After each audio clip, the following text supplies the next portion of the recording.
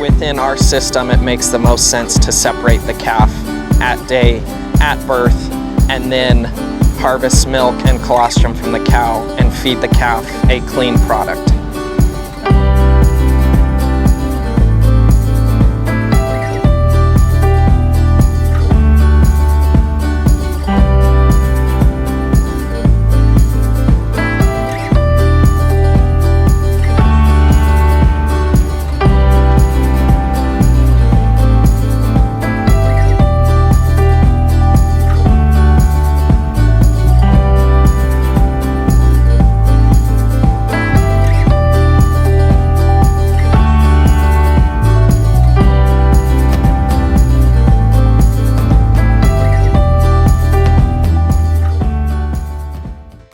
Hi అండి, వచ్చేసాను మీ ముందుకి పవర్ ప్యాక్ ఇన్ఫర్మేషన్తో మిగిలిన వివరాలన్నిటితో కలిపి ఈ పార్ట్ 3లో కవర్ చేసి చెప్తున్నాను. మీ ముందుకి ఒక వెటర్నరీ డాక్టర్ కూడా వచ్చారు. Yes. So my name is Dr. Brian Welly. I am the herd veterinarian and herd manager at Fiscalini Farms in Modesto, California. మనకి జనరల్గా పశువుల డాక్టర్ అంటే ఏదైనా ప్రాబ్లం ఉన్నప్పుడు వస్తారు కదా, కానీ ఇక్కడ ఇంత పెద్ద ఫామ్ ఉంది కాబట్టి వీళ్ళు పర్టికులర్గా ఒక డిపార్ట్మెంట్ని పెట్టేసి ఈయన ఎవ్రీడే ఇక్కడే పనిచేసేటట్టు హైర్ చేసుకున్నారనమాట. ఇదంతే కాదండి, ఇంత పెద్ద ఫామ్ మెయింటైన్ చేయాలంటే వీళ్ళు ఎన్ని డిపార్ట్మెంట్స్ మెయింటైన్ చేస్తున్నారో తెలుసా?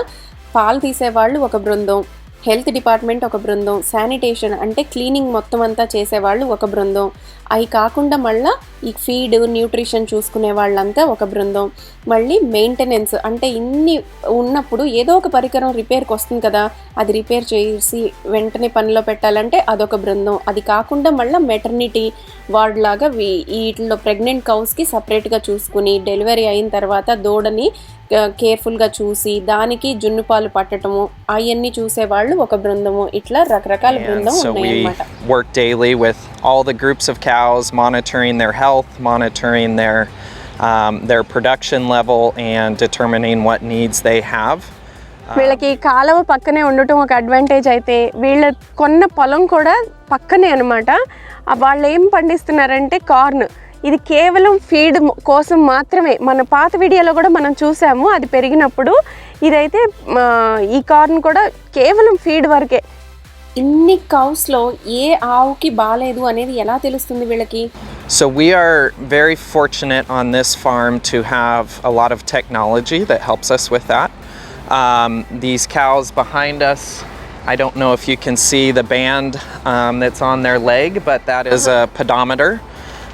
మనకి అందుబాటులో ఉన్న టెక్నాలజీ ఎంతో అదృష్టమనే చెప్పాలి. ఆ టెక్నాలజీ వల్ల మాకు ఆ ఆవులు ఎన్ని పాలు ఇస్తున్నాయి అంతేకాకుండా వాటి యాక్టివిటీని కూడా గమనించి ఏ పూటకు ఆ పూట రికార్డు ఇస్తూ ఉంటాయి. ఎన్ని పాలు ఇవ్వాల్సిన ఆవు ఎన్ని పాలు ఇచ్చింది, ఈరోజు ఎందుకు తక్కువ ఇచ్చింది, ఎందుకు అది కదలటం లేదు, ఎందుకు ఎక్కువసేపు పడుకుని ఉంటుంది, అంతేకాకుండా ఏమన్నా ఎక్కువగా నాయిస్ చేస్తుందా, లేక ప్రతిసారి ఫీడ్ వేసేటప్పుడు ఇదేమన్నా విడిగా కనిపిస్తుందా వేరేగా కనిపిస్తుందా అనే ఇవన్నీ గమనించకుండానే మాన్యువల్గా గమనించకుండానే ఆ పెడోమీటర్ నుంచి మాకు వచ్చే డేటా బట్టి నాకు రోజుకి ఏ ఆవు సిక్గా ఉంది అనేది అర్థమైపోతుంది. దాన్ని బట్టి దాన్ని చర్యలు తీసుకుని దాన్ని సపరేట్గా ఉంచుతాము, వీటిలో కలపకుండా వాటి పాలు కూడా సపరేట్గా తీస్తాము అనేది ఆయన వివరిస్తున్నారనమాట. So we actually don't even take them into the main parlor. They are milked in a whole separate area. That's the same with our hospital. We have a separate hospital barn.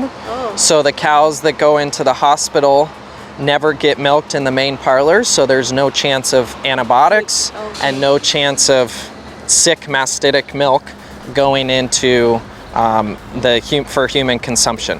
That is all separated. And then we have a small area where we milk the maternity, so each cow that gives birth is milked within the first 2 hours of giving birth for the highest quality colostrum.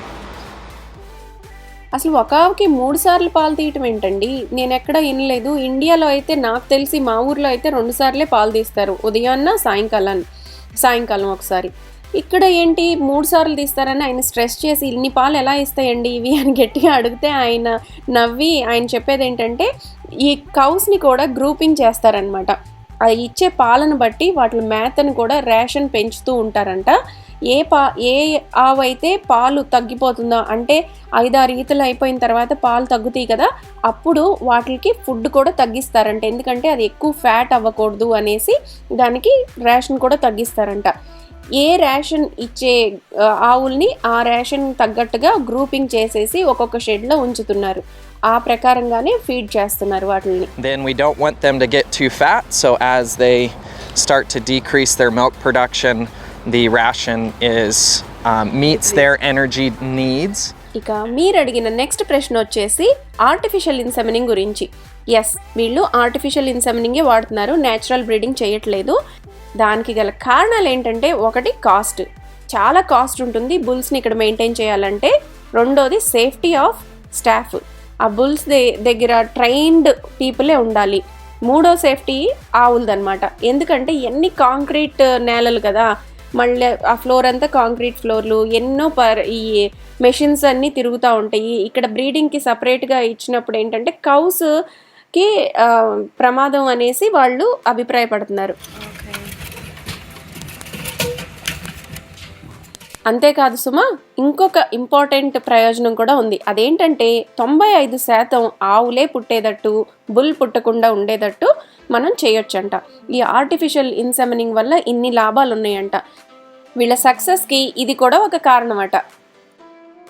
మరైతే ఇంత కేర్ఫుల్గా చూసుకునే వాళ్ళు పుట్టగానే దూడెందుకబ్బా separate చేస్తారు? Touch on the separation of the calf. That is, there's scientific research on both sides of it. The benefit of the cow and the calf at an emotional level. ఎంత కాదనుకున్నా మనం ఈ నిజాన్ని ఒప్పుకోక తప్పదు. ఎందుకంటే ఇది కమర్షియల్ డైరీ ఫామ్ కాబట్టి. అదేనండి, దూడని తల్లి దగ్గర నుంచి విడదీసేటప్పుడు ఎక్కువగా బాండ్ ఉండకుండా ఉండడానికి ముందుగానే పుట్టిన వెంటనే తీసేసుకుని వాటికి సపరేట్గా హార్వెస్ట్ చేసిన మిల్క్ని పడతారనమాట బాటిల్స్ ద్వారా.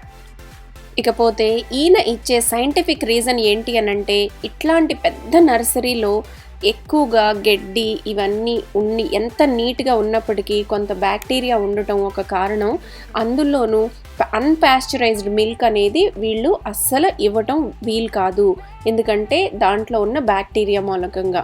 అందుకనే కొలెస్ట్రాల్ మిల్క్ని హార్వెస్ట్ చేసి దాన్ని పాస్చరైజ్ చేసి అప్పుడే బాటిల్లో పోసి వీటికి ఇస్తున్నారనమాట. అంటే కౌకి మళ్ళా కాఫ్కి, రెండు ఆవుకి దూడకి రెండిట్లకిను సేఫెస్ట్ పాసిబుల్ వే అంట.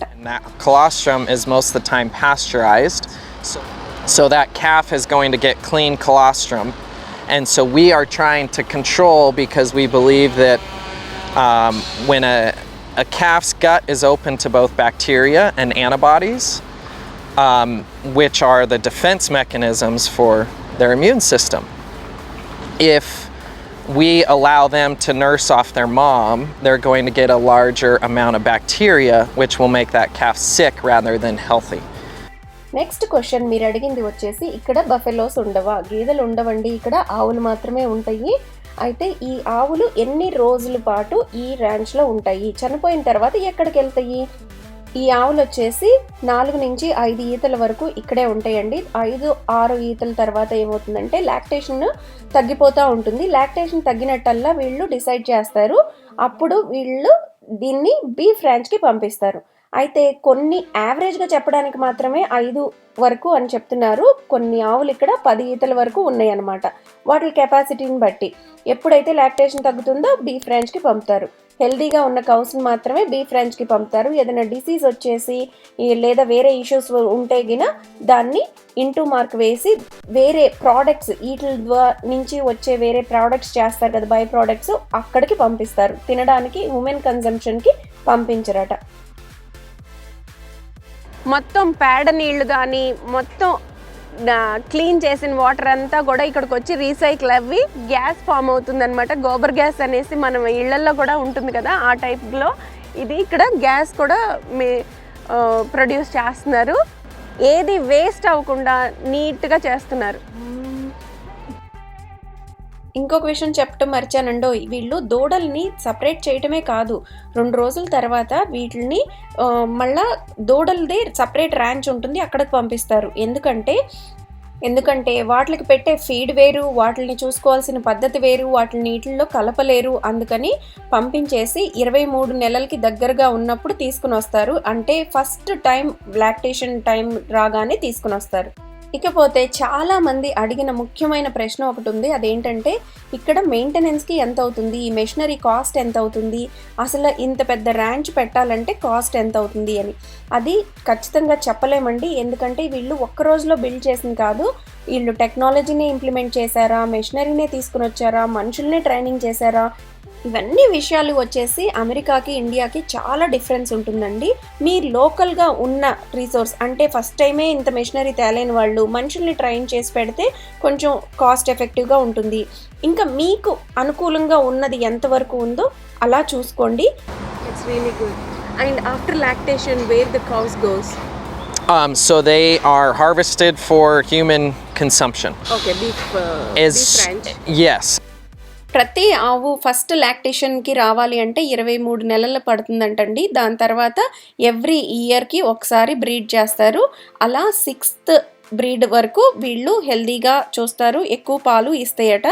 అయితే బ్రీడ్ తర్వాత వాళ్ళు అంటే ప్రెగ్నెంట్ అయిన తర్వాత 80 days మినిమం ఆగిన తర్వాతే బ్రీడ్ చేస్తున్నారనమాట. ఈవెన్ హీట్ ప్రొడ్యూస్ అయినా సరే 80 days వరకు వెయిట్ చేసి బ్రీడ్ చేస్తారంట. మరి ఒక్క ప్రశ్న వచ్చేసి ఇక్కడ డైరీ ఫార్మ్స్ని లీజ్కి తీసుకోవచ్చా అని అడిగారు. అవునండి, అవకాశాలు చాలా తక్కువ ఉన్నప్పటికీ లీజ్కి అయితే తీసుకోవచ్చు. ఇది మంచి ప్రాఫిటబుల్ బిజినెస్ అండి అమెరికాలోనే. అట్లాంటిది కాలిఫోర్నియాలో వచ్చేసి 1 monthకి మినిమం 200,000 ప్రొడ్యూస్ చేస్తుందండి ఆఫ్టర్ మెయింటెనెన్స్. అంత ప్రాఫిట్స్ ఉంటాయి అన్నమాట. సో ఇది లీజ్కి త్వరగా ఇవ్వరు, ఫ్యామిలీ ఓరియంటెడ్గా ఉంటాయి కాబట్టి, కానీ వీలు పడుతుంది. ఇక్కడ కౌ ఖరీదు వచ్చేసి $4,500 నుంచి 5,000 వరకు ఉంటుందండి. అంటే సుమారు 4 లక్షల వరకు ఉంటుంది. మన నెక్స్ట్ క్వశ్చన్ వచ్చేసి A2 మిల్క్కి ఈ మిల్క్కి తేడా ఉంటుందా అని. అవునండి, ఖచ్చితంగా తేడా ఉంటుంది. A2 మిల్క్లో ఉన్న ప్రోటీన్ వచ్చేసి ఈజీగా డైజెషన్ అవ్వే ప్రోటీన్ అనమాట. ఈ పాలల్లో వచ్చేసి అంత ఈజీగా డైజెస్ట్ అవ్వదు, ప్లస్ ఈ ప్రోటీన్ అంత మంచిది కాదు అని అంటారు. మరి కామన్గా అడిగిన ఆఖరి ప్రశ్న, ఇక్కడి నుంచి సెమెన్ తెప్పించుకోవాలంటే ఇండియాకి ఎలాగా అని. మనకి పూణేలో ఉన్న ఇలాంటి పెద్ద డైరీ వచ్చేసి కెనడా నుంచి తెప్పిస్తున్నారని వాళ్ళు యూట్యూబ్ ఛానల్లో చెప్తుంటే విన్నాను నేను. అయితే యుఎస్ నుంచి ఇంపోర్ట్ చేసుకోవాలంటే మీకు 2 రకాల సర్టిఫికేషన్స్ అయితే తీసుకోవాల్సి ఉంటుంది. ఇంపోర్షన్ ఆఫ్ సెమెన్ అని ఒకటి, ఇంకొకటి వచ్చేసి టిష్యూ క్లోనింగ్ సర్టిఫికేట్ ఒకటి తీసుకోవాల్సి ఉంటుంది అనమాట. మీలో ఎవరైతే ఇంప్లిమెంట్ చేద్దాం అనుకుంటున్నారో ఖచ్చితంగా చేయండి, వెనకడుగు వేయద్దు. ఎందుకంటే ఆడవాళ్ళు కూడా ఇంప్లిమెంట్ చేసి సక్సెస్ఫుల్గా నిలబడిన దాఖలాలు ఉన్నాయి ఇండియాలో. యూట్యూబ్ ఛానల్స్లో రీసెర్చ్ చేయండి, ఇంకా రకరకాల సోర్స్తో రీసెర్చ్ చేసి పెట్టండి, తప్పకుండా సక్సెస్ అవుతారు. All the best. ఇంత డీటెయిల్డ్గా టూర్ ఇచ్చినందుకు తిట్టుకుంటారో మెచ్చుకుంటారో మీ ఇష్టం. కాకపోతే ఒకరికన్నా హెల్ప్ అవుతుందనే ఉద్దేశంతోనే నేను చేశాను. అయితే మీరు అడిగితే కానీ నేను చెప్పలేను పలానా విషయాల గురించి తెలుసుకోవాలని ఉంది అని. ఎందుకంటే నేను రోజు చూస్తూ ఉంటాను కదా, నాకేం పెద్ద విచిత్రంగా అనిపించట్లేదు. కానీ ఎవరన్నా అడిగినప్పుడు దీని గురించి తెలుసుకోవాలనుకుంటున్నారా అని దాని గురించి బ్లాగ్ చేయడం జరుగుతుంది. సో మీరు కూడా ఇంకేమన్నా తెలుసుకోవాలనుకున్నా నేను దాని గురించి కనుక్కొని చెప్పగలను. నా దగ్గర ఉన్న కాంటాక్ట్స్ వివరంగా కావాలన్నా చెప్పగలను. మరొక విషయం ఏంటి అడుగుతానో మీకు తెలుసు కదా, అదేనండి, ఒక లైక్ పడేయండి, అలానే సబ్స్క్రైబ్ చేసుకుని చూడండి. అప్పుడు ఏమవుతుందంటే నాకు కూడా ఇంకా చేయాలి అన్న కుతూహలం ఎక్కువ అవుతుంది. అదనమాట. ఇది ఉపయోగపడుతుంది అనుకునే వాళ్ళకి షేర్ కూడా చేయండి. సరేనా? మరి మరొక అద్భుతమైన వీడియోతో మీ ముందుంటాను. మీ స్వర, కాలిఫోర్నియా నుంచి. Thank you very much for watching and supporting మీ అండి. Thank you.